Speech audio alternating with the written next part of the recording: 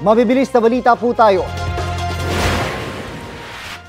Arestado ang isang driver matapos harangin sa checkpoint sa barangay Pinagkurusan, Alitagtag, Batangas.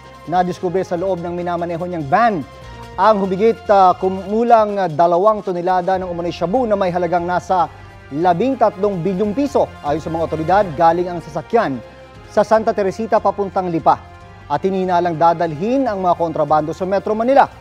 Ayon sa suspect, hindi niya alam na illegal na droga ang kanyang i-deliver.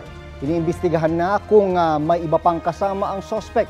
Ayon kay DILG Secretary Benhur Abalos, dapat sirain agad ang nasabat na droga. Bistado ang isang drug den sa barangay Tipas, Taguig, kasunod ng bypass operation doon ng mga pulis. Arestado ang 4 na suspect na kumpiska ang humigit kumulang 40 gramo ng umano'y shabu na may halagang mahigit 200,000 piso. Perang ginamit sa operasyon at isang baril. Walang pahayag ang suspect na mahaharap sa reklamong paglabag sa Comprehensive Dangerous Drugs Act.